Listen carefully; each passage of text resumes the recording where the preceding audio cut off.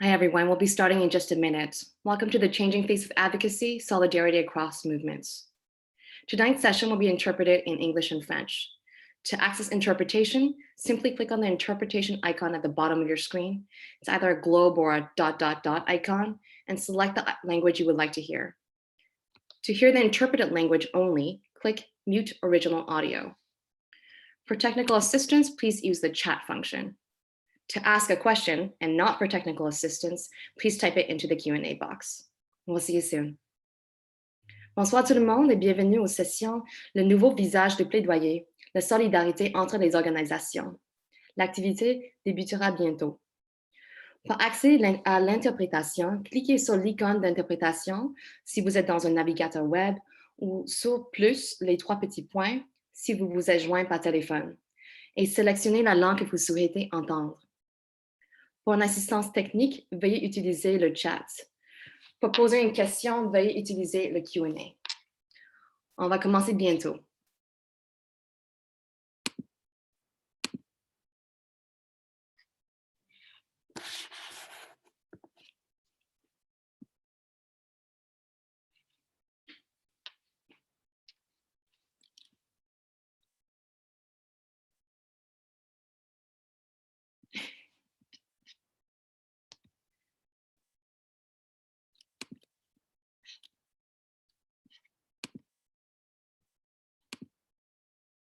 Okay. I'm going to give a couple minutes for everyone to join us still, but maybe let's kick it off. Okay. Hi, everyone. My name is Rachel, and I work with Food Secure Canada, and I'm so excited to have all of you here around the table, the virtual table here tonight, for the Changing Face of Advocacy, Solidarity Across Movements. Give me a second here. Sorry, there's a technical thing. There we go. So I mentioned earlier, if you just joined us, that there is interpretation tonight. Please use the interpretation function at the bottom to hear all speakers in English or French. And sorry, there we go. And because in the usual setting, we'd be gathering in person and we'd be hopefully a little bit more relaxed, I want to start with an icebreaker question for all the participants. So for all of you who are joining from home. I entered a question into the chat, the Q&A box earlier, but I'll ask again out loud. Between COVID, Black Lives Matter, protests in Hong Kong, and solidarity with Sudan, this year has seen a lot of change. Which advocacy movement spoke to you the most this year? I invite you to go to the bottom of your screen. There should be a Q&A function, and to answer that question in the box. And with that, I'll kick us off. So again, my name is Rachel. I'm the communications manager at Food Secure Canada, and I'm calling in tonight from Montreal or Tchagchagé. It's an unceded territory of the Kanankihaga or the Mohawk, but it's also a place which has long served as a site of meeting and exchange amongst various Indigenous peoples. I invite you all to think about the territory on which you're on by going to nativeland.ca. That's native-land.ca. For those of you joining us for the first time at this conference, Food Secure Canada is a nonprofit, and we work from coast to coast to coast in Canada, working with organizations and individuals towards a healthier, more sustainable, and just food system. And this year, we're really excited to see all of you here at Cultivating Change 2020. And we're just wrapping up 2 full days of conferences, talking about issues, and really about talking about issues without shying away from them. We've talked about antiracism, decolonization, Black food sovereignty. And just before this session, we had a musical performance from Buffy St. Marie. And I'm sitting here and I'm tired, obviously, because we've been working for so many weeks. But I really do feel like there's something good going on right now in this collective moment. And I feel very thankful for that. And it feels really powerful. And I wanted to use as a starting point, I'm sure you've all read the conference description already, but I want to go back to the description and use that as a starting point. So I'll read that out now. So tonight, I want to talk about from racial justice to climate action. Advocacy in 2020 has evolved quickly to include new voices and forms of taking action. With a renewed urgency to take action, there has been a seismic shift in social change, even as we physically distance. What can those working in food learn from disruptors and adjacent movements? Where does slacktivism fit into enacting real change? Tonight, we're hoping in this workshop to hear from the leaders around the table here. And they come from the climate movement, anti-racism, and other movements, and they'll be sharing their experiences and work with the audience members and hoping to enact change in all of our communities. Before I get underway, I want to let you know what to expect for this evening. We'll start with a little introduction from each speaker. We'll have a roundtable discussion, and I invite participants to send in a case study. So I want to hear about, or we all want to hear about, what you're doing on the ground. That's a campaign or a project that includes advocacy. So maybe you're a community garden and you're doing a fundraising project for next season, and you want the advice perhaps of all of these experts, as I think that's all these people around the table, what we can call them. You want the advice of them and have them to kind of chime in on it, a little bit like Shark Tank, giving their advice onto your project. I invite you to put that again into the Q&A box with a case study. And later on, there will be a wider Q&A as well with all of the panelists. So I'm going to ask the panelists to choose who goes first. We should have talked about this earlier, I think. I'm going to ask you about how you got into your current work and what kind of advocacy you do in your current role or project. And I'll let you guys take it away. Whoever wants to go first, go ahead.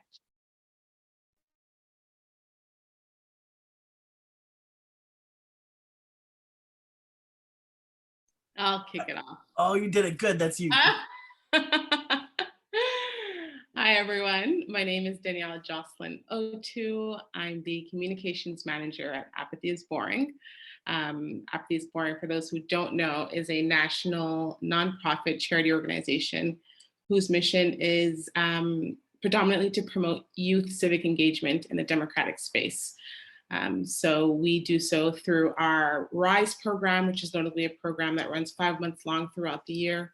We follow youth who are typically unengaged, who are typically often racialized youth, and we kind of walk them through building a community project and get their feet wet when it comes to entering certain spaces. I'm also studying in social innovation design at Penn State, and I just submitted my application to Maytree Policy School, so hands crossed here. And then how I got into this space, I'm someone who comes from the private sector, so I was working in marketing and communications in the private sector, and I kind of had I'd say like a quarter life crisis where I realized that I was really good at what I did, and if I was going to be contributing so much time and energy and effort into something, I really wanted it to be into things that mattered. So I left the private sector and I joined the community sector, and I've been where the Apathy is Boring for about close to 2.5 years now. Yeah. Fantastic. Thanks for joining us, Danielle. Anyone else on the panel who would like to do an introduction? I was chomping there for it. Hello, hi everybody. My name is Joshna Maharaj. I'm a chef, activist, and author here in Toronto. And my work is about rethinking food systems in public institutions. So this is hospitals, schools, and prisons is the third. I haven't had the delight and the chance to get in there to a prison, but I make the space for it because I really want to rethink how we value food, and then how the role food plays in nurturing health and wellness, education, and rehabilitation. Right, because those are the spaces where we have incredibly vulnerable people and incredibly terrible food. And my work has uncovered that there's really no good reason for this other than that people with power don't care enough to do anything differently. And to me, the disrespect that is resulting is not good. Like it's not worth, that's not a good enough reason, just because you don't care any better to allow people to be so deeply disrespected and money be wasted and land be damaged. Like it's ridiculous. So I have jumped in to do this work, and I am one of very few chefs in these spaces.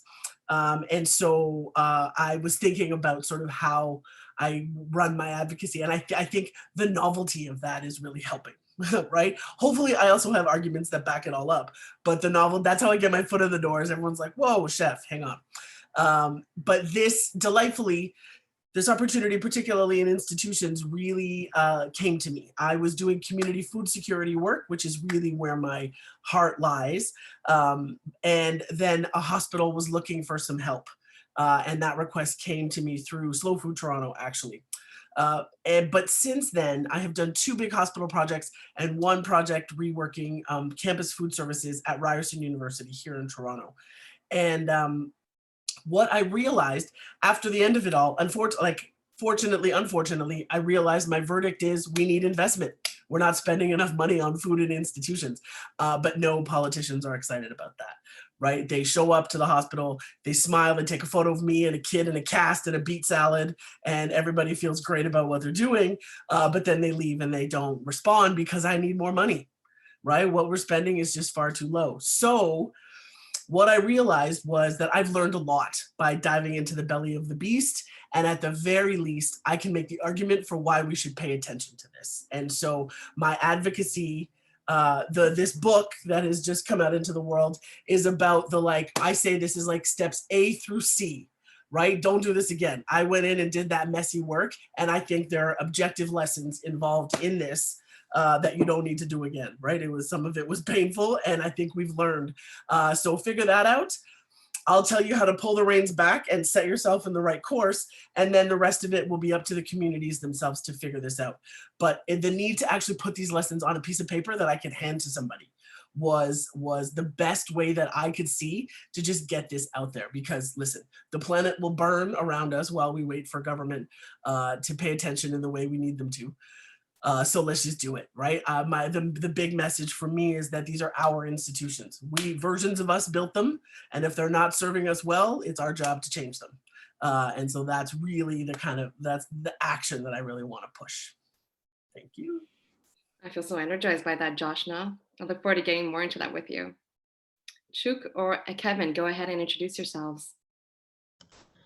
Allô, bonjour tout le monde. Je m'appelle Chuck Odenebo. Je suis ravi d'être devant vous ce soir. Je suis franco-albertain, originaire de Calgary, en Alberta, mais en ce moment-là, j'habite à Gatineau, au Québec.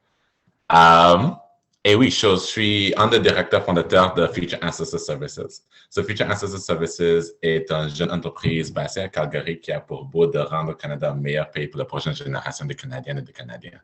Et donc, on fait ça à travers 3 volets. L'environnement, l'équité et la justice sociale. Donc, vraiment, on comprend que l'équité, la justice sociale, l'environnement, tout ça, c'est des barrières qui empêchent les gens de vraiment s'épanouir au sein de notre communauté, au sein de nos sociétés, en raison de leur identité et en raison des obstacles qu'on ne devrait pas avoir, les obstacles qui ne devraient pas être là. Donc, notre nom, le nom de notre entreprise vient de l'idée que nous sommes les ancêtres de la future génération. Et donc, on veut que la prochaine génération nous regarde avec la fierté. Tu sais. On veut que la prochaine génération nous regarde en disant « Oh, nos ancêtres ont fait un bon travail » ou comme s'il y a des statues de nous, il n'y a pas un mouvement de déchirer nos statues. Like, on veut être ce genre des ancêtres. Mais aussi, notre nom vient de l'idée que nous sommes le futur de nos ancêtres. Donc, on reconnaît qu'on reçoit beaucoup de nos ancêtres, right? On reçoit beaucoup de joie, beaucoup de fierté, beaucoup de culture, beaucoup de nourriture, des fois l'argent. On reçoit beaucoup de nos ancêtres. Mais on reconnaît également que nos ancêtres ont fait des erreurs. Et donc, c'est à nous, comme leur futur, de réparer ces erreurs pour que la prochaine génération n'ait pas besoin de subir aux conséquences de ces erreurs. Donc, ça, c'est un peu la philosophie de notre organisation. Et donc, étant que moi, en tant que Chuck, je suis pas mal tombé dans ces espaces. C'était pas par exprès, je suis pas entré comme « Ah ouais, ben, je veux advoquer pour les droits des gens » puis tout ça. Je suis tombé dans ces espaces-là parce que je trouvais que, depuis jeune enfance, j'ai eu une connexion forte avec la nature. Je trouvais que c'était important pour moi de protéger la nature et c'est important d'aider d'autres gens à trouver leur manière d'être dans les espaces verts et dans les espaces bleus. Et je me suis rendu compte à quel point on a donné un visage à la nature, on a donné une image à la nature, on se disait, voici comment être dans les espaces verts, voici qui sont les gens qui sont dans les espaces verts. Et ça m'a rendu tellement mal à l'aise parce que j'entre pas facilement dans les boîtes. Je suis le genre de personne qui va aller chasser en orignal, mais je vais porter une chemise blanche avec des pantalons déchirés et je serai tellement beau, OK? Je serai full beau quand je suis en train de tuer cet orignal. Et on va le manger avec beaucoup de bonheur. Et donc, tu es une personne que tout le monde est comme, ah, mais non, tu ne devrais pas porter ça, mais tu ne devrais pas agir comme ça, tu devrais faire ça. Et je suis juste là comme, non. Ma connexion avec la nature est forte. Et j'adore la nature et c'est important. Moi, je crois que tout le monde a besoin de trouver leur propre manière de connecter avec la nature, de trouver ce lien pour que la relation puisse devenir réciproque et on peut prendre notre place en tant qu'être humain dans notre écosystème pour protéger la nature dans son tour.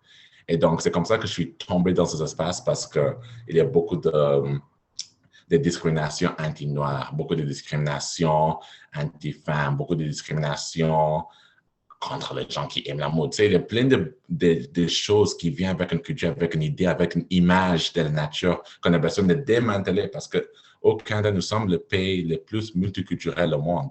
On n'a pas le droit d'avoir un visage donné à la nature. Ça ne fonctionne pas. Je suis en train de juste râler un peu, mais je suis quand même passionné de ça. Donc, je donne la parole à Kevin. Merci, Chuck. Thank you, Chuck. Kevin, go ahead whenever you're ready. Rachel, we couldn't really hear you there for a second, but it's okay. Maybe it's just my side of things. Hi, everybody. I'm Kevin Huang, co-founder and executive director of an organization called Hua Foundation. That's spelled H-U-A Foundation. Typically, I would be joining you from the unceded land of the Musqueam, Squamish, and Tsleil-Waututh nations, also known as Vancouver. But I'm currently in Taipei, Taiwan, where there's no COVID, which is really surreal for me. Because I do speak every day with friends and work and colleagues, and everybody's in lockdown, and here I am going out whenever I want. So Hua Foundation is a youth empowerment nonprofit working on racial equity and civic engagement, focusing on the intersections of cultural heritage and social change. We're based in Vancouver's Chinatown, but we lost our office due to COVID. And we work alongside youth and community members in the East Asian diaspora. I got into this work in 2009 with an organization called Shark Truth. So it's Shark Truth, Truth, Lie, Truth, where we learned a lot of lessons around how the environmental movement, and back then the global movement towards trying to stop the practice of shark fin was really racialized, and it was really accepted as a racialized, and it wasn't even named as racialized. How a lot of these movements and food shaming, and I think for this conference, how food is used as a weapon, but it's also an opportunity to be used as a way to bring community together. So back then we did not have the language around racialization or oppression, and it was very hard for us to figure out what was wrong when we're working with a lot of the bigger environmental organizations and a lot of other groups. And from there, we started to learn, and with a lot of support from community members and longtime activists and organizers, started to realize how there's still a lot of work needs to be done around organizing communities that are marginalized or that are racialized, and how do we support movements that are led by people of color. And that's kind of how we started Hua Foundation, where we realized that there is room, especially in Vancouver, for primarily what we were focusing on and still focusing on is folks with from the Chinese diaspora. Note that I'm Taiwanese, but that Chinese diaspora is fine for me. Politics, sorry. And for me, I think that there is room for, again, social innovation, social change, but really embracing your cultural heritage angle. So even though Chinatown symbolizes that a lot for us, it also limits us in some ways. So that's also something that we're working on as an organization to figure out how do we move beyond just being siloed within a Chinatown organizing context, where we as an organization have done a lot of work, but we're currently now doing across the city type of engagement work with small businesses around food security, and also supporting various protests and systems change work where we can. And I'll try and sneak in some more examples during the panel discussion. Thanks. Great. Thank you, Kevin. I feel like some folks are having trouble with interpretation, so I want to remind you again. Tonight's session is interpreted in English and French. And to access that, you can just click on the interpretation icon, which looks like a globe, or if you're calling it, it's a ... icon, and you select the language you would like to hear. And if you need technical assistance, use the chat. But if you want to ask a question to one of the panelists and not for technical assistance, please use the Q&A box. So I'm so excited to get into the meat of this. I'm just going to say a quick intro for myself. My name is Rachel. I'm the communications manager at Food Secure Canada. And I get to talk to people all day about the work that they're doing, which is one of my favorite things in my job. Outside of this conference, I've also worked on the Eat, Think, Vote campaign, where I worked with over 7,400 people across Canada to talk about food issues ahead of the 2019 federal election. And otherwise, I'm in Montreal working with other nonprofits, such as the Montreal Restaurant Workers Relief Fund or Rejoignez-nous. I see some people joining there from those organizations here tonight. And I'm often riding my bike around the city. So that's what I like to do. I want to remind all the participants here that following our roundtable discussion, I will be asking for case studies. So here we have a panel of people who work in advocacy in their day-to-day. Do you have a project or a campaign that includes advocacy? And if so, would you like their input on it? I wanted to propose a little bit of a Shark Tank style of input into it. So put your case study, could just be a short one-sentence description, into the Q&A function, not the chat. And then I'll bring that up later, and I will invite all the panelists to give their advice on it. Now back to the panelists. So I'm going to start with an icebreaker question that I asked to all the participants earlier. It's been, I was going to say one hell of a year, and I just said it out loud. It's been a big year. What is a moment in advocacy in the past year that has stood out the most for you?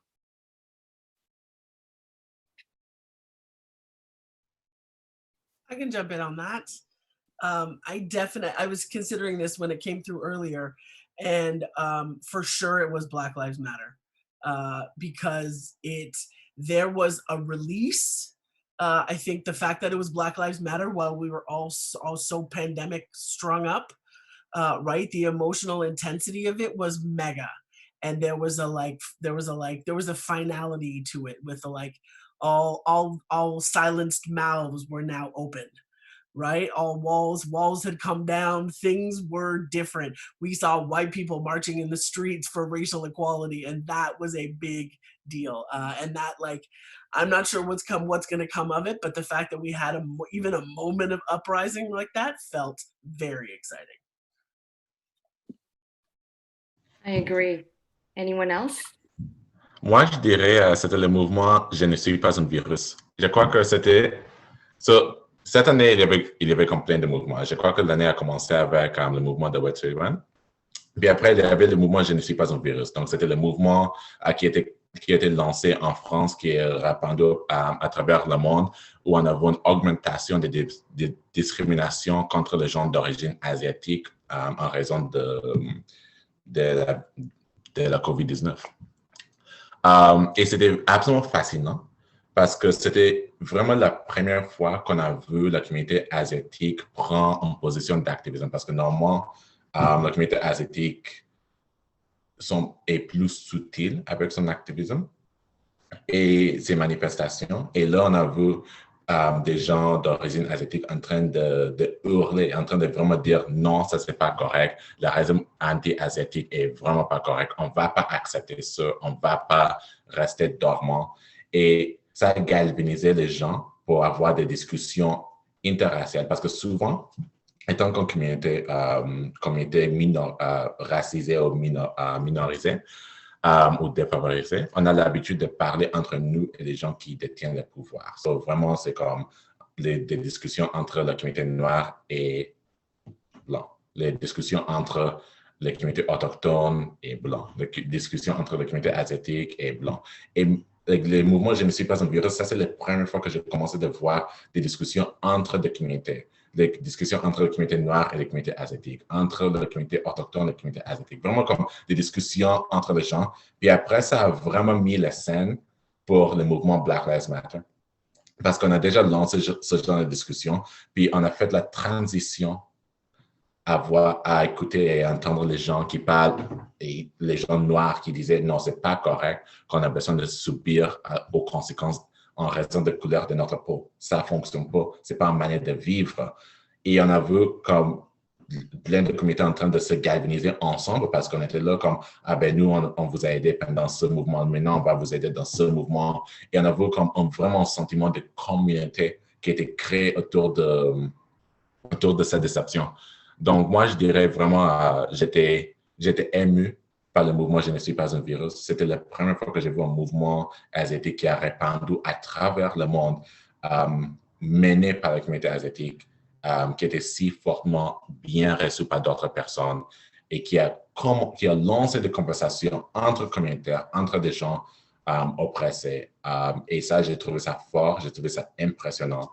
Puis après, on a vu cette tendance de continuer à travers les autres mouvements qu'on a vu à travers l'année. Donc, ouais. Ouais, c'était vraiment intéressant le timing. Pardon, je vais juste mettre sur français. C'était vraiment intéressant le timing entre ces mouvements, en fait.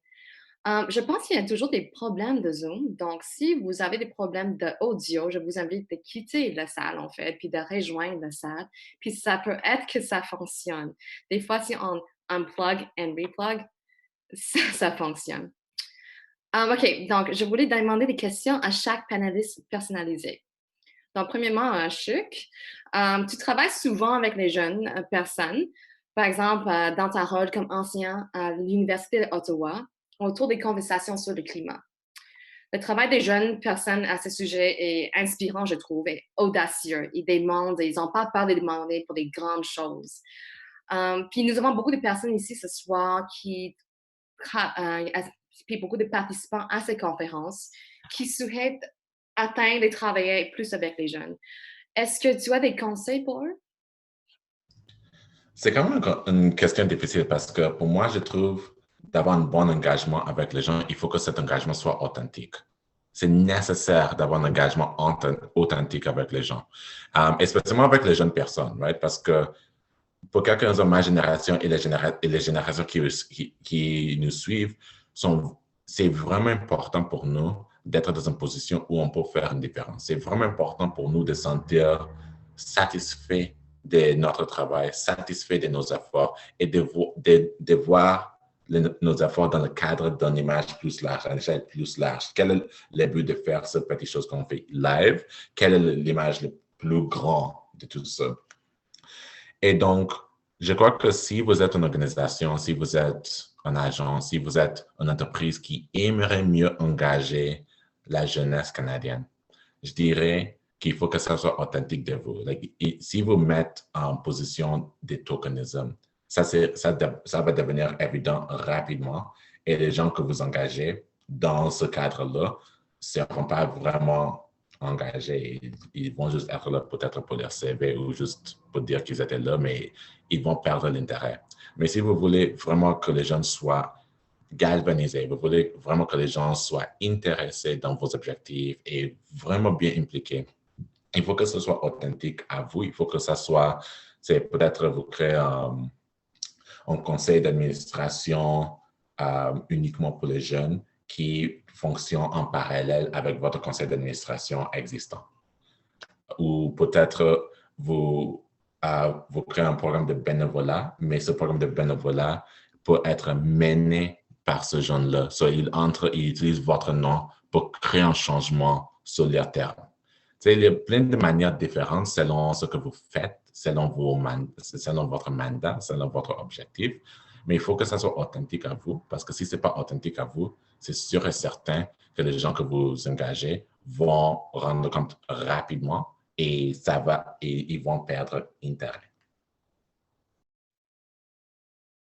Ce sont des très bons points, en fait. Je ne sais pas si les autres panélistes voulaient ajouter dessus. Now I'll say this in English. If the other panelists wanted to add their advice on reaching younger people. I feel like I've aged out of that category now that I'm 34. So maybe you guys have some advice for me. I can jump into that quickly just because Apathy is Boring's revenue generating arm, youth friendly, really kind of delves into youth consulting. And through our Together We Rise report, we actually did a tremendous amount of research in terms of how to engage youth meaningfully. And some of the tools or the recommendations that we provide the organizations or the institutions that we work with are to, one, provide youth with mentorship opportunities, allow them to be in decision-making roles and not just convene them just to convene them, really give them the space to grow in the positions that they're in, provide anti-oppression frameworks. So there's a reason why racialized youth oftentimes don't engage with systems or with organizations, and that's because the frameworks are just not appropriate for them or not culturally relevant for them. So really kind of adopting an anti-oppression lens to the work that you do and understanding the barriers that prevent certain youth from engaging in the first place is very important. And then being receptive to feedback, 100%. Allowing them to give you recommendations on how to do better. And also youth are naturally wired for innovation. So really kind of diving in and tapping into that ability and that natural ability to be creative is key. Thanks, Danielle. I'm hearing some similarities between what you said and what Chuk said. And I think it comes down to, and correct me if I'm wrong, treating youth like everyone else. So engaging with them in a meaningful way and actually listening to them. And I think of what that must mean because, advocacy, there's the whole step of public education, and then you write petitions and you do meetings with your elected officials. And I think it's really inspiring sometimes when youth are like, I'm just going to go straight to the top and ask for this big thing. Do any other panelists have anything to say on working with younger people? Go ahead, Kevin.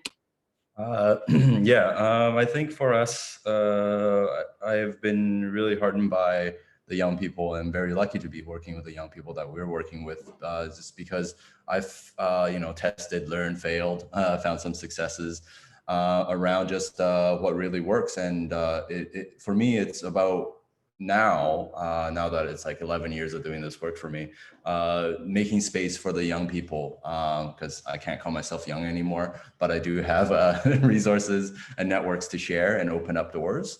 And I think it's really working alongside them and getting out of the way. And then also building that trust and relationship with folks so that with young folks, so that they can come to you when they need support. And also I can come to them when I have questions around, what they know and I don't know. So I think it's similar to what folks have already been saying. Sorry, I have a puppy in the room and that's the squeaky toy. And this is conferences in 2020.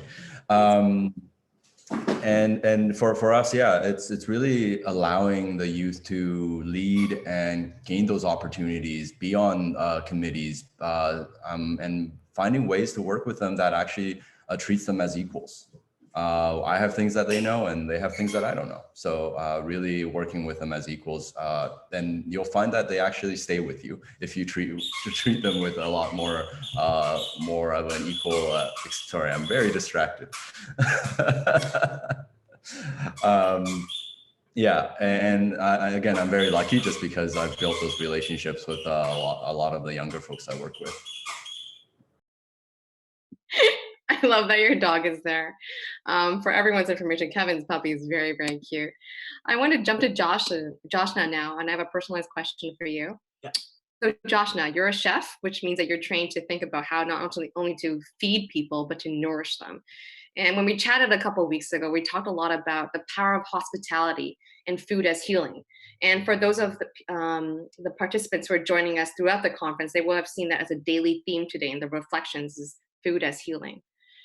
And I want to see from your perspective how it's like to get into the mechanisms of advocacy. So I just talked about, public education, meeting with your elected officials. How is it like doing this work with an outsider perspective, quote unquote? And I don't think you're as much of an outsider now. You're very much someone who does this work now. But how is it like getting into it, and how is it like working in it now? They're great questions. I thought a lot about this because the hospitality and the healing piece is super important. So there's two ways for me to answer. First, I will say that being an outsider has really allowed me to learn about the giant beast of a machine that the institution is. Right, being separate and just literally showing up there for the first time.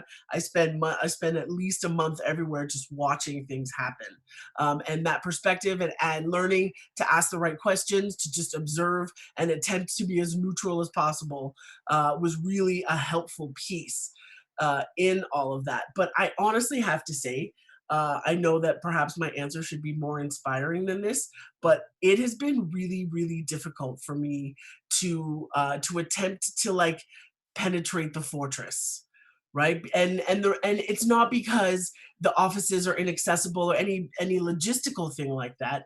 It's because what I always come up against is a fundamental difference in how we understand food, right? The lights are just not on with these folks about how important food is. And that has been really, really important for me to recognize because I just come up against this wall all the time. The wall that has me say, you don't care about this enough. This is why this never makes it to the top of your agenda. This is why you know what I mean? These are folks who still think food is some sort of luxury, and that anybody who asks for better wants to shower everybody with truffles and honey. Right? The pendulum swings so far, right? They don't understand that we're just talking like basic human rights kind of eating here. Whole food, proper access to it, enough money in your pocket so that you can buy it for yourself and your family. And that has been something that I still haven't figured out yet, right? The success I have has been time has passed, and I'm still the person out there on my soapbox saying the same thing. So I have consistency and reliability now, 15 years later, right? And but it's some I've just realized. I mean, at their core, right? The people who I'm trying to talk to, right? Because I would find myself earlier when I was trying to like go through more general channels to get work done, to talk about policy and rethinking hospital food, whatever it was, I would realize that if we just got the right people in the right office pinned down for 10 minutes, and I have a well-rehearsed elevator pitch that I can drop whenever anybody's ready to listen, that we can make change happen, right? When can I get into, and then it just made me furious, actually, to realize how much delaying and buck passing and nonsense was thrown my way just because people were not interested in this conversation. And so I realized that the only way I was going to attempt to do this was to attempt to build a thing by myself, right? And luckily the roots took, and I've been a successful enough one-woman show, but it is not easy. Right? I really find it not easy. And even to this day, I find myself, because I have some prominence, and in pre-COVID when we would go to things like cocktail parties, right? I would find myself at these parties with ministers of all sorts who had like seen a TED talk or read something or so inspired, but the conversation never leaves that cocktail party. Right? They never, when I follow up, they give me the cards. They say, talk to my assistant, everything, this is so great. We love what you're doing. But then nothing. Right? Nothing. And I was like, it's not important enough. There's always something else that's more urgent that needs their attention. So listen, all this is to say, the tone and the sentiment of the book specifically is really about focusing on grassroots action, right? Forget it. If the politicians aren't ready, then step aside, friends. We have work to do, right? These are our systems and our people, ailing, and our kids in school and all of that, our loved ones who are incarcerated. This is our system now, and it's our job to get on the ground and really talk about it. I've had, enough. We can't wait any longer. So I'm really, really focused on providing people with strategies to shake things up wherever they live. right? We have the benefit of living in a land of, public healthcare and education to some degree anyway, right? So let's just do this. Let's not wait, because I think when I got to the conclusion of my book, the light bulb moment that I had in my head was that our government is also an institution that is sorely in need of a new food culture. Right? Where everything needs a bit of an overhaul here. And so I really, and look, my roots are in community food security work. I know that the real change and the real action happens on the ground with people and programs, and literally one by one, right? One by one. And we know, right? All these folks do some, degree of grassroots work. We know how it works, and we know how we impact people with the programs that we build. We just need more. Right? I will continue at a microphone screaming and yelling, because fine, I have something to stand on now, right? And hopefully government at some point will come to the table and have a real conversation about what food security needs to look like for all of us who live in this country. But until then, we keep shaking it at the ground. And at least we got to try, right? At least we have to try. Oh, amen. And I feel like, Joshna, if we were all physically in a room right now, you'd see all of us nodding. I wanted to invite the other panelists, if you want to jump in on what Joshna just said about shaking things up and about the fundamental difference in understanding food. And I think you're talking about food as dead versus alive, food as a statistic versus something that's visceral. That's it.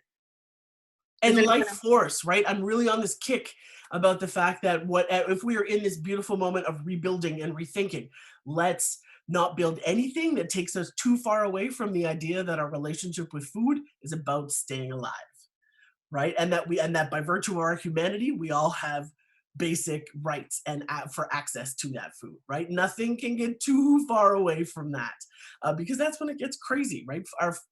Our food is about keeping us alive. It's not about all the other sort of emotionally political things that can sort of shroud around it. 100%. I see a few panelists leaning into the computer. Would anyone like to join in, jump in? C'était vraiment un bon discours, Joshna. Je suis tout à fait d'accord. En effet, c'est vraiment intéressant parce que la nourriture et l'alimentation est encore plus important que juste de nourrir nos corps. Parce que selon ce qu'on a vu au Canada, dans le pays colonialiste, le pays colonisé, en effet, on voit à quel point que si tu déprives l'accès à la nourriture traditionnelle des gens et tu leur donnes la nourriture quand même, leurs ventres sont remplis, mais ce n'est pas leur nourriture culturelle. Ça ne nourrit pas l'âme, ça ne nourrit pas l'esprit. Et ça, c'est quand même important aussi. Quand on parle de santé publique, je viens d'apprendre que moi et Rachel, on est allés à la même université pour la santé publique. Ça, c'est quand même cool. Mais on apprend que la santé peut être divisée en 4 dimensions. Et j'ai dit des 4 dimensions comme si c'est divisé. Ce n'est pas vraiment divisé. Tout est interrelié, tout ça. Mais en gros, la plupart du temps, quand on parle de santé physique. Et oui, ça c'est important. Oui, le médecin, etc. Oui, on a besoin de nourriture pour notre corps. Mais également, il y a la santé mentale, la santé émotionnelle et la santé spirituelle. Et la nourriture aide à remplir toutes ces dimensions de santé aussi. Et donc, il y a plein d'études qui demandent, par exemple, la souveraineté alimentaire.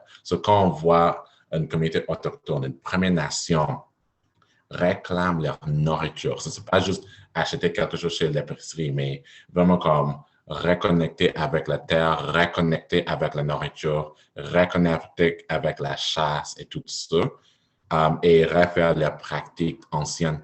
On voit que ce n'est pas juste un remplissement de l'estomac, mais on voit quand même un remplissement de l'esprit, on voit un remplissement de santé mentale, on voit juste une belle augmentation, on voit des gens qui arrêtent d'utiliser des drogues, des gens qui reconnectent avec les familles. C'est vraiment puissant la nourriture, c'est une outil absolument puissant, c'est une manière de reconnecter avec votre terre.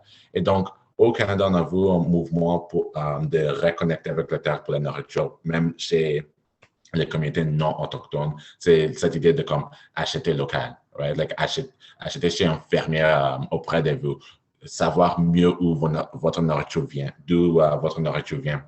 Et ça donne le pouvoir aux gens, ça empower les gens et ça fait quelque chose encore puissant parce que ça nous lie avec la terre de manière physique. On ingeste ce que la terre vient de nous donner. Et donc, si on est sur une terre, si on est sur un terrain et on mange la nourriture qui vient de ce terrain, ça renforce notre lien et c'est puissant, c'est magique ça.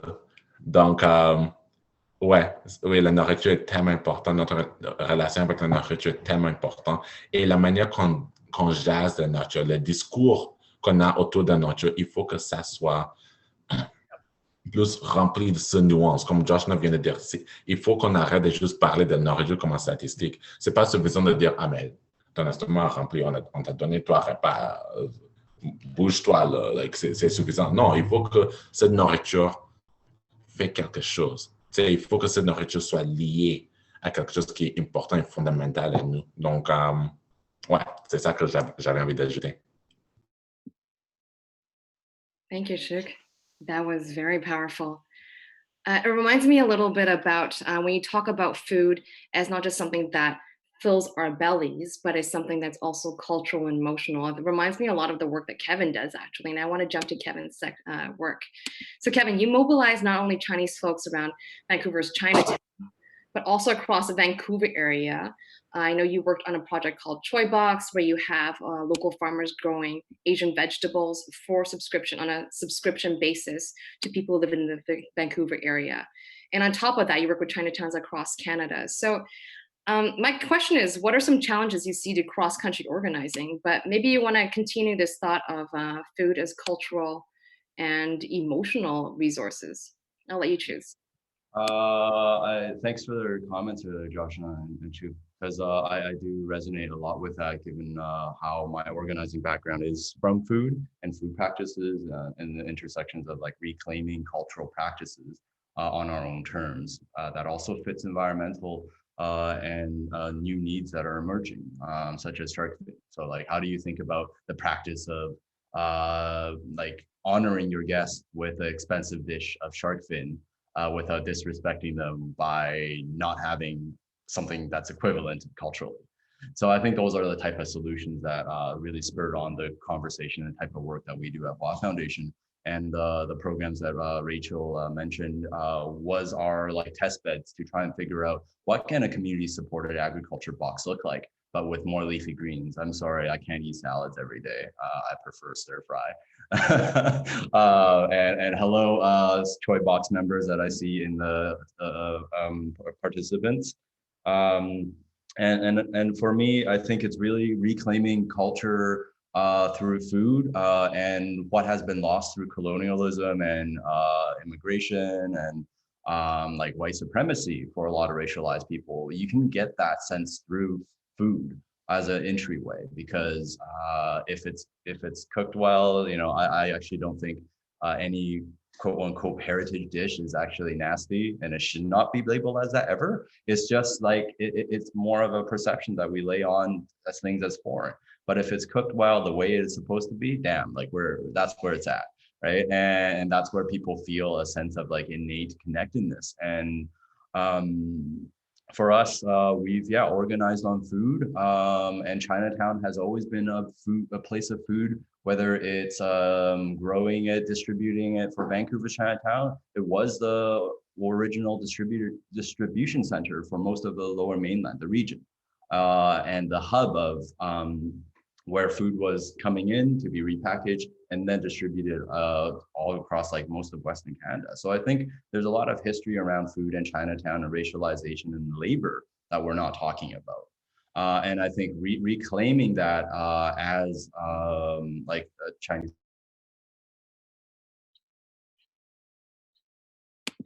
Kevin, tu es sur muette. Oh, sorry, weird. I don't know why it happened. I got put on mute.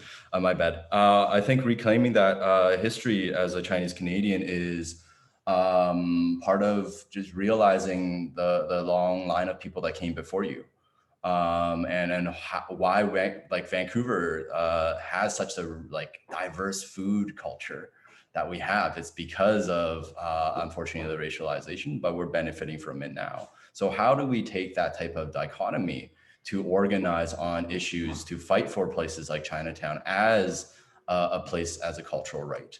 And speaking quickly to the organizing, I'll say, damn, it's very hard with COVID, because the type of community organizing that was very fluid of like, hey, let's just hang out after an event. Let's go to a Con style cafe and just hang out and say, oh yeah, you were at the event before too, join us, right? And then that's how you meet people, that's how you connect with people. All of that is lost now.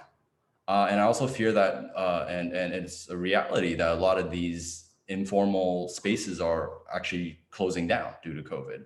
And I would say like the triple impacts of being racialized in the food system is already one thing. And then now there's COVID impacts. And then these these businesses often are mom and pop shops. So they don't have the resources and the know-how to quickly shift to a new COVID adaptation business model. So what happens to the organizing? What happens to the cross-country organizing? I think the benefits are, with COVID, we've learned, at least many of the tech savvy folks and folks that have access to tech, learn how to organize online. But at the same time, I'm very worried about a lot of the folks that are being left behind in this transition. Right on. Thank you, Kevin. I'd like to shift gears a little bit and now talk about the tools we use for advocacy. And I'll switch the question to Danielle specifically. So Danielle, you work with Apathy is Boring, as well as Female Department, which is a project you have on the side, and you've done a remarkable work, really, I think, utilizing social media to engage with new audiences with ASB. And I want to ask about how you see social media broadly, but also if you see any pitfalls that nonprofits or community organizations get into. Yeah, I'd say that my biggest realization coming in from the private sector was that the community sector lacks, or can benefit rather than lacks, from the strategic marketing and communication tools that the private sector has. So oftentimes what I found is that because folks who are in the community sector, are doing quote unquote God's work, they feel like it doesn't need to be packaged well. It doesn't need to be branded well. They don't need to invest in communications. If they do have funding, communications is the last thing that they invest in. And as a result, you see all these movements and all these causes and these initiatives that don't necessarily get the attention and the reach that they can potentially have should they be a little bit more intentional about their branding and social media strategy, especially social media, because social media remains the most accessible marketing tool there is. It's still relatively free. So that completely shifts the game in terms of outreach, in terms of potential funding, in terms of potential eyes that you can gather on a project or initiative. And so for me, coming into the community sector, working with organizations to really redefine and shift this perspective of putting their work out there has been major. And just through Apathy is Boring, we literally witnessed like an 800% growth in 2 years in our social media channels, and that's translated to more youth getting engaged, which means more youth heading to the polls, which means more funding for us. So there's like a nice little ripple effect that comes with being intentional about putting your work out there. And then I think some of the downfalls obviously is the slacktivism that comes with that. And folks think that just because they're resharing on social media that that's enough. Folks think that just signing a petition is enough, and all these things are great, but they go hand in hand with actual tangible measures for change. So you need to sign the petition, and you need to engage with your community, and you need to vote. So how do we kind of move folks along that ladder of engagement and not just have them stop at a share online? 100%. I feel like all of the other panelists are quite active on social media. And I know, Kevin at Voix Foundation, that you guys have made very specific choices to work with local artists in terms of reaching people with something that's beautiful. I invite any of you to chime in on social media in your work and how that figures into your advocacy. So avec Future Ancestors Services, les réseaux sociaux étaient tellement important pour nous. C'est comme ça qu'on s'est fait connu. C'est comme ça qu'on partage des renseignements. Donc, comme je mentionnais auparavant, notre but est vraiment d'améliorer ce pays. Et en partie de ça est de renseigner les gens, de sensibiliser les gens aux difficultés que quelques groupes et quelques identités font face au Canada. Donc, les réseaux sociaux, je trouve, en effet, je trouve que la COVID-19 était tellement intéressant pour nous parce qu'on a lancé pendant une pandémie. Donc, on est vraiment conçu pour engager les gens à distance, pour engager les gens en ligne dans les espaces virtuels. Et on a trouvé que ça a très bien fonctionné pour nous parce que nos communautés sont à travers le pays et maintenant, on est capable de vraiment attendre presque tout le monde. Et c'est absolument formidable de voir ça. Like, chaque fois qu'on a un panel, chaque fois qu'on a une discussion, chaque fois qu'on offre un événement communautaire, on voit les gens qui assistent de la Colombie-Britannique, de Nouveau-Brunswick, du Québec, de Nunavut. On est juste là comme, c'est formidable parce que avant, like, oui, c'est toujours difficile de trouver une balance parce que dans un côté, quand les choses sont en personne, quand les choses sont locales et tu assistes à un événement dans ton quartier, ça crée un sentiment de communauté et tu te sens comme, oh wow, je connais mon voisin, oh wow, regarde qu'est-ce qui se passe dans mon coin. Mais dans un autre côté, il y a quelque chose de très formidable de créer une communauté pan-canadienne. Et il y a quelque chose de vraiment, vraiment incroyable d'avoir une discussion avec des gens de partout au pays. Mais regarde ce panel-là. Like, s'il n'y avait pas le COVID et on a eu cet événement en personne, est-ce que Kevin aurait eu l'occasion d'y assister? Est-ce que Joshua aurait eu l'occasion d'assister? On ne sait pas. Right? Ça coûte de l'argent de déplacer les gens. Ça prend du temps. Ça aurait été encore plus difficile d'offrir le service de traduction parce que c'est vraiment difficile d'avoir le service interprète en personne. Et donc, de faire les choses dans cette manière, de créer ce genre d'espace, à presque égaliser les choses pour les gens qui ont l'accès à l'Internet. Mais non, il faut qu'on parle du fait qu'il y a plein de gens au Canada qui n'ont pas l'accès à l'Internet. Et ça, c'est un gros problème. What a conversation. Mais vraiment, ouais, c'est toujours difficile de dire, mais pour les outils d'engagement, je dirais les réseaux sociaux sont forts. Je dirais que c'est formidable, mais comme Daniel vient d'expliquer, c'est pas suffisant. Mais ça aide les gens à mieux comprendre des enjeux. Ça aide les gens à se renseigner.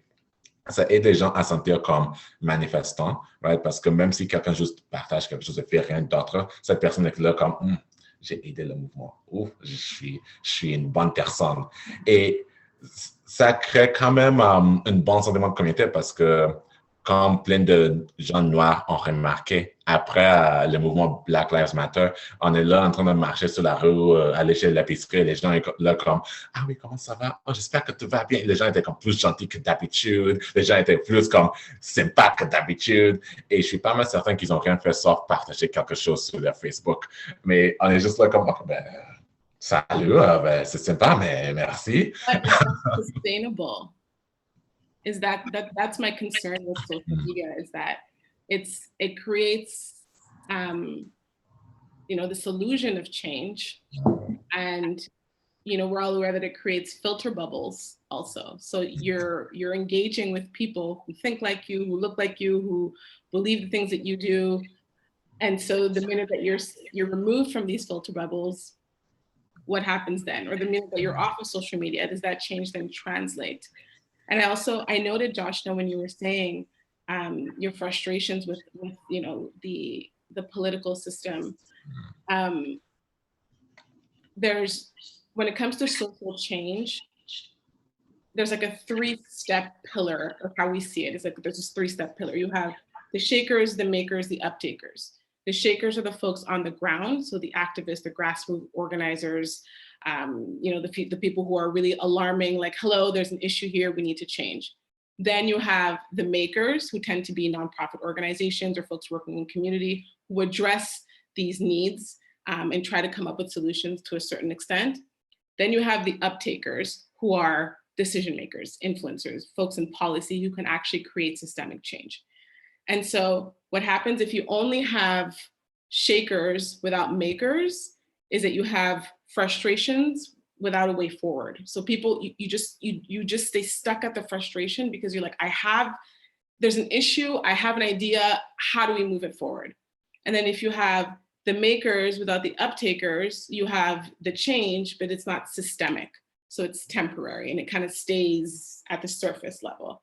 And then if you have the uptakers, so folks working in policy without the shakers and the makers, well, you have a broken democracy and you have politicians who respond to nothing, and no real needs are actually being addressed here. So when we think of change, I think it's important to remember that there's a ladder and everybody needs to kind of pull it up, or else we stay here and nothing really gets done. And I think social media is great and it's absolutely part of, you know, the shakers and makers, but we need to make sure that it translates to the uptakers and to the actual policy change, or else it's just pretty pictures and dope captions, you know? Yeah, 100%. And I invite all of us listening in right now to think about, are you a shaker, a maker, uptaker? And I think it's really important for all of these to be in a continual feedback loop to really interact with one another as well, right? Okay, so we've done some personalized questions. We talked a little bit about tools. I also want to talk about the environment within which we work. I want to acknowledge that we are a group of people of color today who are either shakers or makers. I don't know if you guys are uptakers, maybe in some ways. I'm sure there's some uptakers tuning in, so please listen well. I wanted to get into the problem or the challenge of dismantling racism and addressing white supremacy. When we do this work of advocacy, I think we work in a system that is oftentimes not designed for us. So how do we enact meaningful change in a space and system that is not designed for us? Or how do you do that personally, and how do you engage in that system?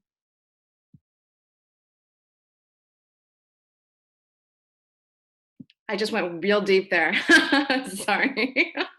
I'll jump in for sure. I am sure that everybody else here has the experience of constantly being confronted by our difference, our otherness, my brownness, whatever it was in any given moment. I have the experience of being the first brown person to do a whole bunch of different things, right? The first brown person people have seen in certain places. And sometimes it overwhelms me because I get swallowed up by how omnipresent it is, right? And for me, the way this looks on the ground, obviously, a lot of the time is the food that ends up on the plates and who makes decisions about menus and, who has the power to make those decisions, and why are we serving a population that is deeply, deeply racialized things like beef stroganoff, right? And what power is being wielded by that. A lot of people were like, Joshua, why is this such a big deal for you, right? It was really important to me when I got in there to overhaul hospital food service that I was like, we are talking about scratch cooking and we are talking about cultural diversity, right? We are not going to revamp food and not think about these two things, right? It's just ridiculous. And it was super, like, we did it and we worked it, and I was delighted that we came up with a hospital friendly jerk chicken recipe and a dal and rice and congee and all of the things that are more suitable to the neighborhood that the hospital was in, right? It made more sense. It made more connections. Chinese people, and listen, everybody can enjoy congee when they're sick, but it was important for people, of Chinese diasporic heritage to see that, of course, this is what your grandmother feeds you when you're not well. It's cheap, it's easy, you can make it really delicious. But I've realized that that I need to be the one doing this work, right? It's the fact that I have the experience of not seeing my culture reflected on these menus that pushes me to do the work, the often uncomfortable, messy fighting and question asking about how to make these changes, right? I do this a lot on behalf of, right? Because so many times, I remember one really intense moment where we went to visit a patient just to chat and see how food was. It was an older South Asian man who had just had a stroke, and his daughter was there sort of holding a tuna sandwich up to his mouth for him to take bites of, right? And I was just asking, you know, how's the sandwich? It was, yeah, tuna sandwich, white bread, nothing very exciting. And he said to me, I said, sir, have you ever had a tuna sandwich before in your life? And he said, no. And he said, by the way, applesauce is not food in my culture either. Right. And that was important. And I said, what would it be like if I gave you a plate of dal and rice instead? Right. And he was like, can you give me a plate of dal and rice? And I was like, I'm sorry. I even brought it up. I'm sorry.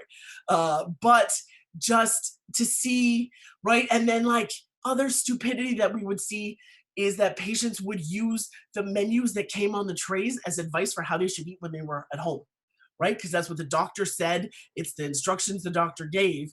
And so this on the ground, it translates to an older Southeast Asian man literally hunting down a loaf of Wonder Bread and cans of tuna, right? When whatever traditional food was being served in his house is something much better for him to be eating than this garbage processed food. But because it came with the advice of the doctor, right, and a filter through whiteness as a result, right, this is where we are right now, and this is what we're left with. And too often I see that the diversity is a lot like the sustainability. It's like a nice to have if there's time and resources, and you know what I mean. And I don't know, 3 rainbows in the sky. Right? Everybody just really wants the perfect scenario set up, or am I, like, in my experience, the only way that we're going to deal with this if we agree to the messiness of the complication, right? We are never going to get a perfect, like, isolated moment to just address race, because it's so layered, and we are so layered that we got to just dive in and go for it, right?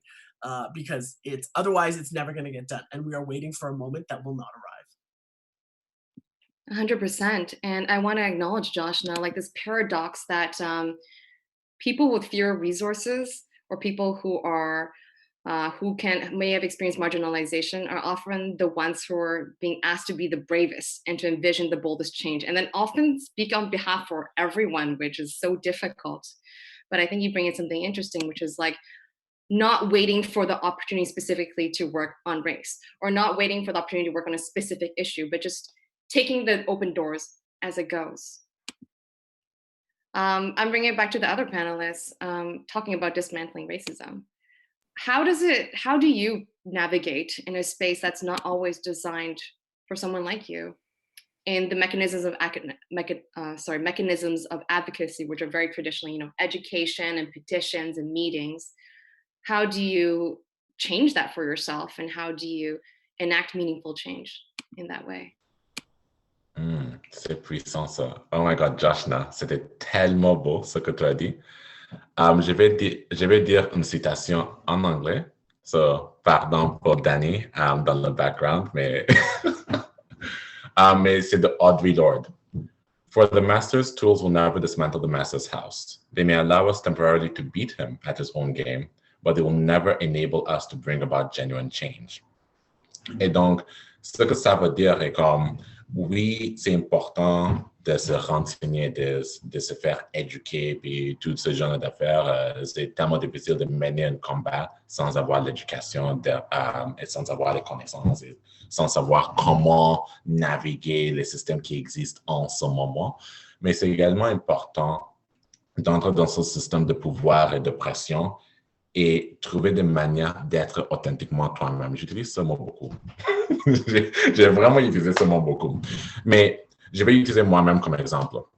Moi, je m'identifie comme écologiste intersectionnel. Je trouve que l'environnement est très important. J'adore l'environnement, tout ça.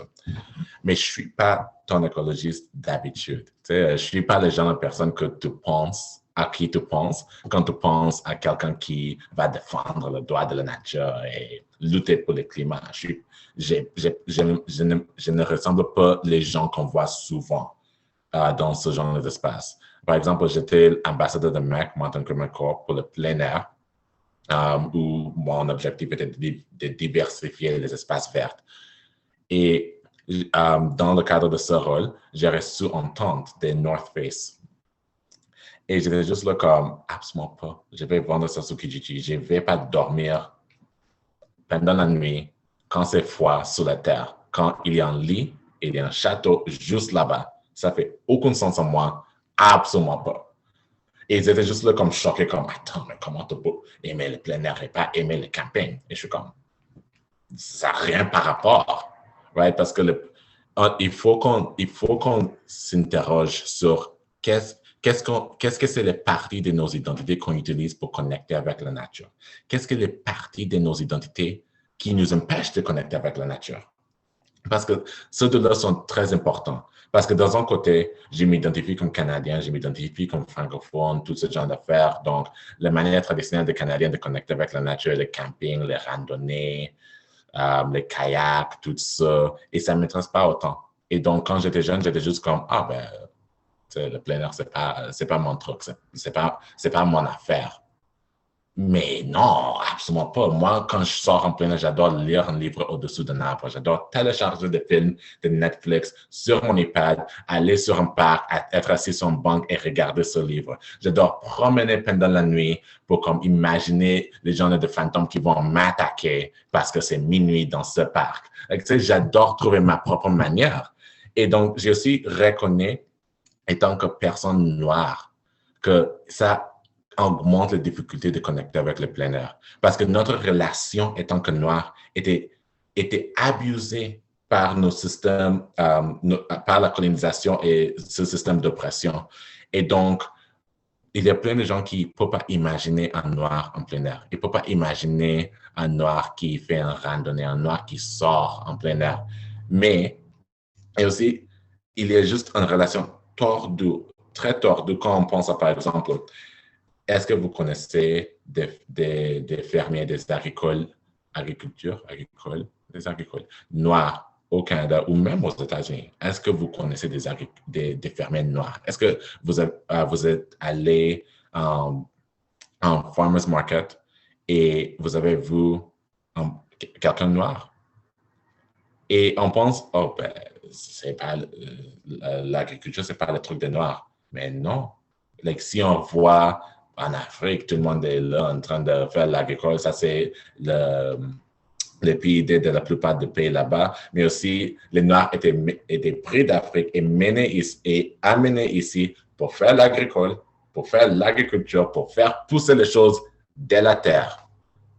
Mais on ne connaît pas les fermiers noirs. Et ça, c'est parce qu'il y a cette idée dans nos têtes que si on retourne à la nature, c'est une manière de retourner à l'esclavage. Ça, c'est une manière très tordue de voir la nature. Imagine de penser, like, par exemple, moi, quand j'allais en plein air, la première fois que j'étais amené à un endroit très loin pour être isolé avec un groupe, c'était tellement amusant dans la nature. Mes parents étaient comme, mais pourquoi tu fais ça? On habite bien dans une ville, on est des gens civilisés. Parce qu'il y a cette idée que si un noir sort et entre dans la nature, on est moins civilisé, on n'est plus civilisé. On retourne à l'esclavage. Ça, c'est une relation tordue qui a été créée par ce système. Et donc, on a besoin fortement de changer ça.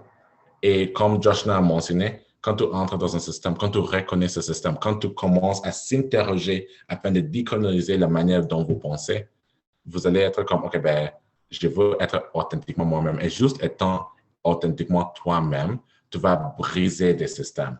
Parce que le système est juste là comme, mais attends, on ne comprend pas quelle boîte on te met, on ne comprend pas comment on peut te contrôler parce qu'ils sont là comme, ah, mais vous êtes en train de t'assumer complètement. Et donc, c'est un conseil un peu flou parce que tout le monde est différent, mais honnêtement, je dirais, la meilleure manière de briser un système est d'être toi-même dans ce système, d'être authentiquement toi et de se baisser pas. Comme Josh l'a mentionné, se baisse pas, dit à voix haute qu'est-ce que vous pensez et choisir votre lutte et mener ce combat et être authentiquement toi-même tout au long de ce combat. Et même si tu ne réussis pas, il y aura d'autres gens qui te voient, qui partagent votre identité, qui vont être là comme, il est comme moi, dans une manière ou une autre. Oh, il est francophone, oh, il est noir, oh, il vient d'Alberta, whatever. Et ils vont être inspirés et ils vont continuer ce combat. Et ça, c'est fort. Et ça, c'est formidable. Sorry. Yes, that was so powerful, Shuk. And I want to acknowledge right now, there's a problem with Zoom's translation And so it's not being translated properly. And I'm so sorry. We've gone through 2 full days of bilingual sessions and it's breaking down now, but maybe Zoom's like it's Friday night, guys. I just wanted to say a little bit of what Chuk said, which is I asked him, let me go back to my question here, like, how do you work in the system that does not always work for people of color? And he talked about being authentic to yourself. So he talked about like how when you think of a farmer's market or someone in outdoors, they're never someone who's Black. And Chuk, we have to talk later because I want to send you this article from Beside magazine, which wrote specifically about that. And when I read it, it really spoke to me. And he said, well, to change that, just be authentic to yourself, because by being authentic to yourself, you are already intersectional in so many ways, and you break the boxes that we're made to fit into. And I thought that that was very powerful as people of color working in advocacy. So I'm so sorry about the translation, everyone. As my colleague Danny has put in the chat, we will be sharing the recording later with subtitles in English. And I want to thank our interpreters who are so fantastic usually, but they can't do it right now because the function is broken. I have asked for case studies and questions, but we're nearing the end. And so I want to jump into a case study from someone. And this is where I ask all the panelists to jump in. And then I will have one final question for you guys, and then we'll end there. So I'm going to say this in English, unfortunately, because French is not available. I'm going to Katie's question. Katie says, my town in Treaty 13 is an agricultural community, and like many small towns in Ontario and Canada, highly values the lack of change and the white settler heritage that has been preserved. Recent, highly visible incidents of rural racism against residents, including children, especially since June, have reminded folks of the need to ensure the safety of our BIPOC neighbors. So she has a few questions here, and this is in the Q&A box if you want to take a look. Her questions are, how do white folks in rural communities grow solidarity with BIPOC folks to support anti-racist organizing? What community safety practices would you recommend to educate existing farming communities and reshape the small town experience? And as we're preparing to push for inclusion policies in the municipality, would you recommend anyone for advice or expertise with a rural lens? I want to let the participants know that in the QA function, you can actually write back to Katie. So if you're from a rural area and you've done this work, I encourage you to get in touch with Katie. But I'm going to open that to the panelists. Do you have any reactions to that on being an ally in a rural area that's largely white?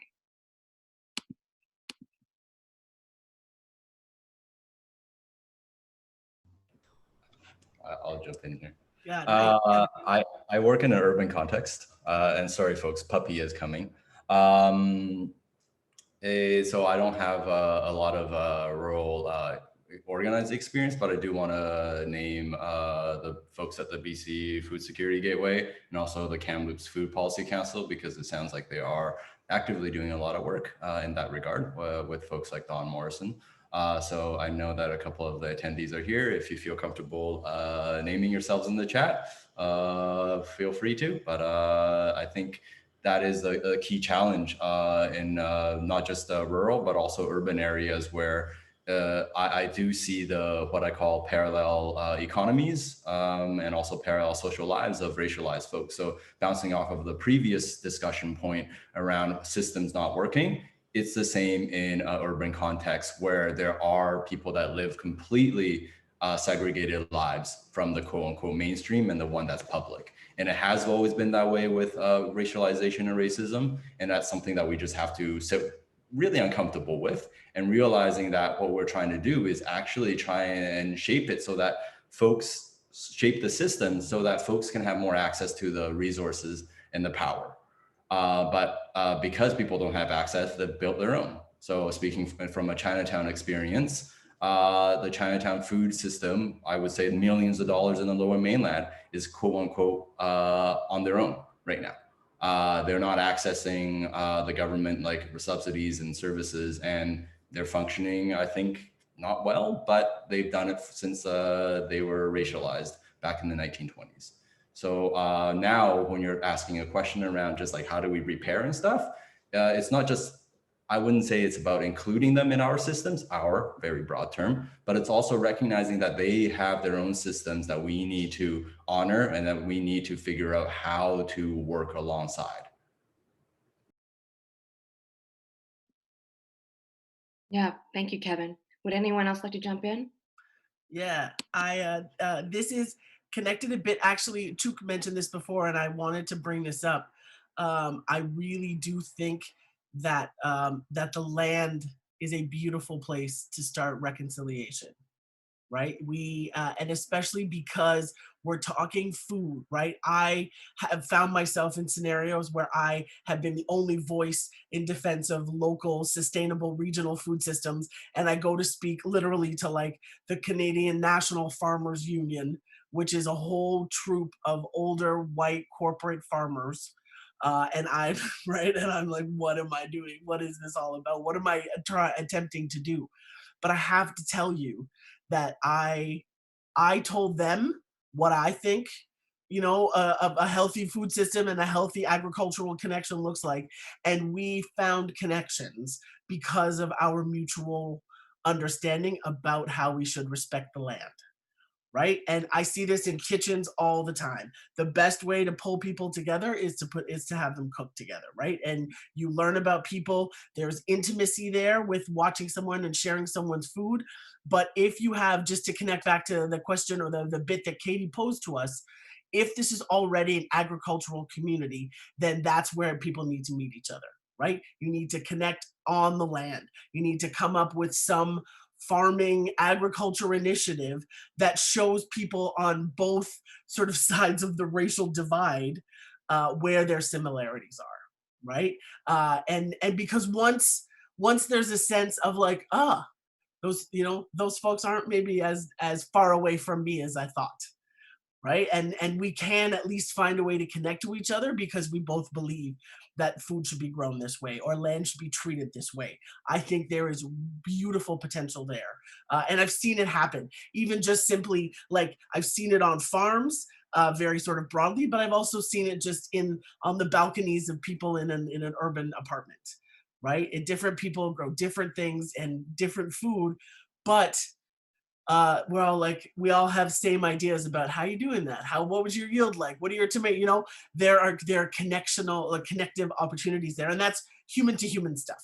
And so try, like Katie, I really think if you can connect to some white folks in that town who are ready to be creative with their programs and their initiatives, build something based in agriculture. And quite literally, maybe you've got time to think about it and it becomes a beautiful seed, literally a seed planting opportunity in March. You know, we've got the time here to really spend the winter to consider what this could look like. And I think it could be a very, very beautiful thing.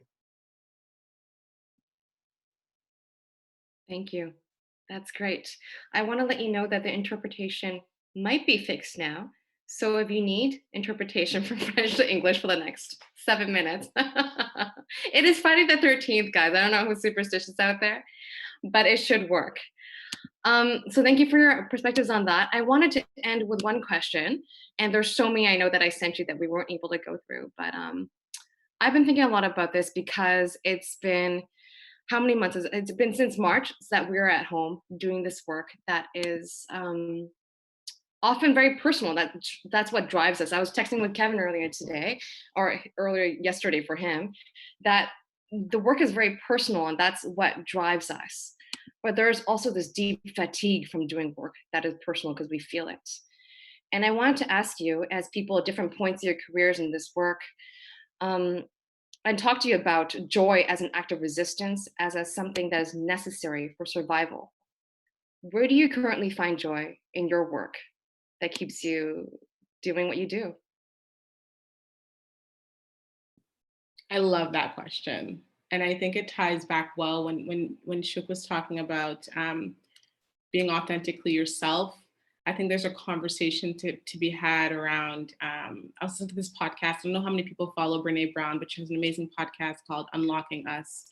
And one of her last episodes, she had one on radical self-love and how learning to love ourselves radically with all of our flaws is an essential part of dismantling the system because we've internalized the system. So by learning to love yourself and by learning to kind of go against some of these internalized heaviness, in and of itself, you're doing the work.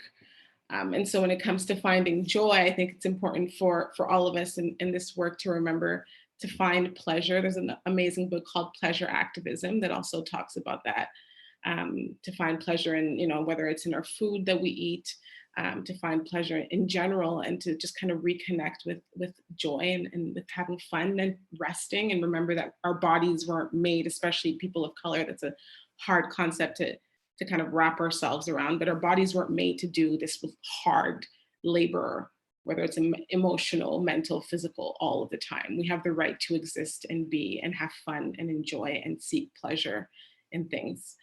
And so for me, how I find joy personally, I love to connect outdoors. So Shuk, everything that you were saying about kind of getting back out there is really reconnecting with me. And I'm a bit of a nerd, so I love to read.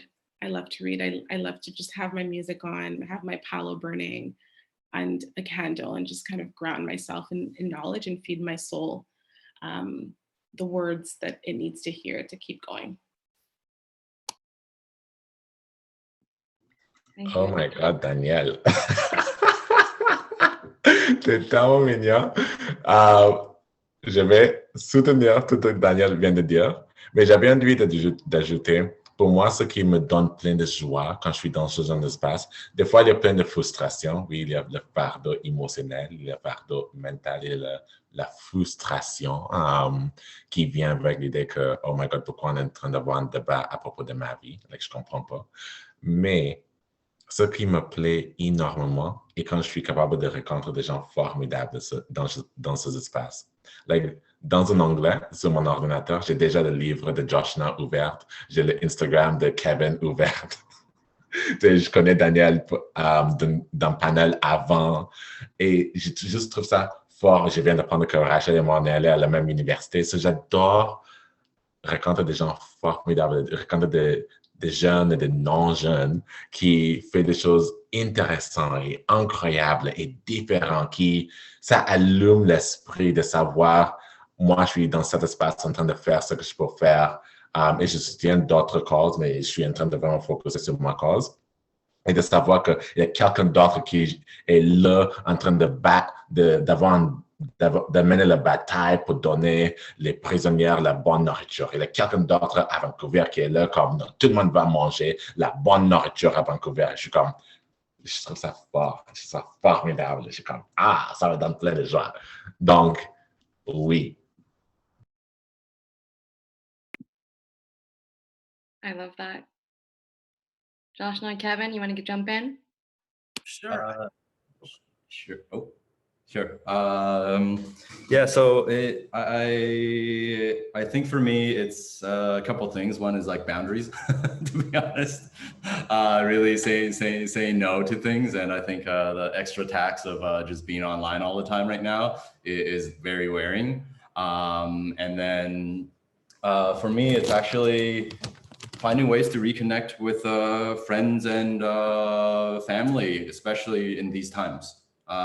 It's just personal, but like if you're better, emotionally yourself, I think you could carry the work better as well. And I think in our work at Voix Foundation, a lot of it is actually connecting to culture and heritage and reclaiming that. And the process of that and working through that with people and, asking like, hey, do you have the same experiences of like your parents not understanding nonprofit work, right? And just working through these type of discussions, I think is really key for a lot of us at our organization and in our networks. So I think it's these type of shared experiences that nurture me as well, because you realize that you're not the only one experiencing this.